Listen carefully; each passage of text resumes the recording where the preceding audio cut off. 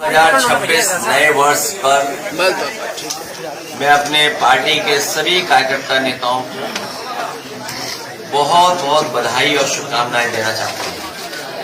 मैं आप लोगों के माध्यम से पूरे प्रदेशवासी देशवासियों को बहुत बहुत बधाई नव वर्ष पर। ये नया वर्ष खुशियां लेकर के आया है। नया वर्ष हमें मौका देता है नया संकल्प लेने का।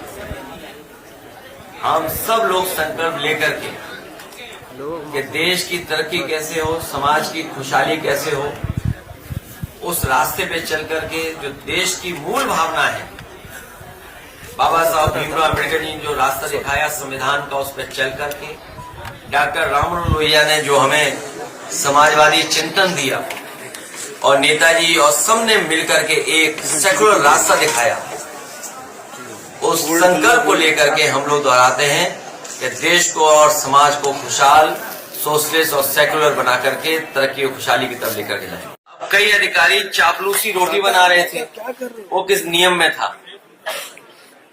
जो चापलूसी रोटी बन रही थी वो किस नियम में था?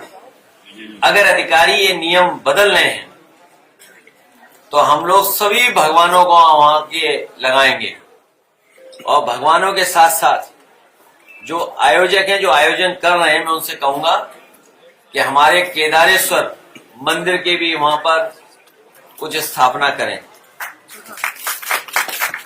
हमारा ये बाटी चोखा का जो कार्यक्रम है, मैं उन कार्यकर्ताओं को धन्यवाद और बधाई देना चाहता हूं। हम सब लोग मिलकर के खाते पीते हैं। अभी तो वो विधायक बैठे बैठे खा रहे थे, अगर वो कहीं सरकार के खिलाफ खड़े हो गए तो क्या होगा? सरकार के खिलाफ वो खड़े हो गए तो सरकार का क्या होगा? इसीलिए तो मैं कह रहा हूँ कि वो विधायक अभी तो बाटी चोखा खा रहे थे बैठे बैठे, अगर वही विधायक खड़े हो गए सरकार के खिलाफ तो सरकार का क्या होगा?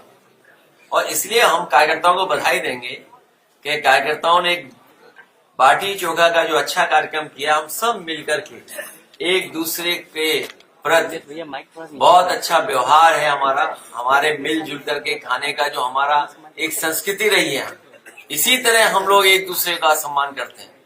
जिस समय मुख्यमंत्री जी ने कहा था कि 4 करोड़ वोट उनके कट गए हैं, उसी समय उन्होंने अधिकारियों को संदेश दिया था बेईमानी करने के लिए। हमें उम्मीद है कि इलेक्शन कमीशन और जो मैपिंग ऐप है और जो कंपनियां टेक्नोलॉजी में मदद कर रही है इलेक्शन कमीशन की, वो निष्पक्ष होंगी और इस समय इस तरह के डेटा आ रहे हैं, जो आंकड़े आ रहे हैं, वो साबित कर रहे हैं कि इलेक्शन कमीशन को और अधिकारियों को अपनी क्रेडिबिलिटी भी साबित करनी है।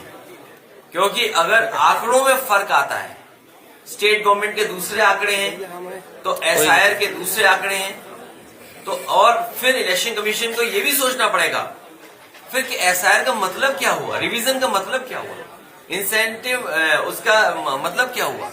मैंने आपसे कहा कि इस समय अधिकारी और चुनाव आयोग की क्रेडिबिलिटी का सवाल है कि अगर इस तरह के आंकड़े आ रहे हैं तो जो लोग शामिल हैं, जो टेक्नोलॉजी शामिल है, आखिरकार वो कहीं हेरा फेरी की तैयारी तो नहीं कर रहे हैं? कहीं ऐसा तो नहीं कि मुख्यमंत्री ने जिस दिन इशारा किया था कि 4 करोड़ उनका वोट कट गया है, वो बेईमानी की तैयारी कर रहे हो टेक्नोलॉजी के साथ मिलकर?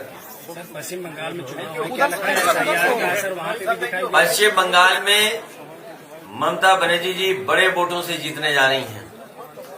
ये बीजेपी के लोग हर जगह साजिश करते हैं, षड्यंत्र करते हैं। इस बार साजिश षड्यंत्र उनका नहीं चलेगा। बंगाल में हारेंगे और फिर यूपी में भी हारेंगे। ठीक है सर, थैंक यू।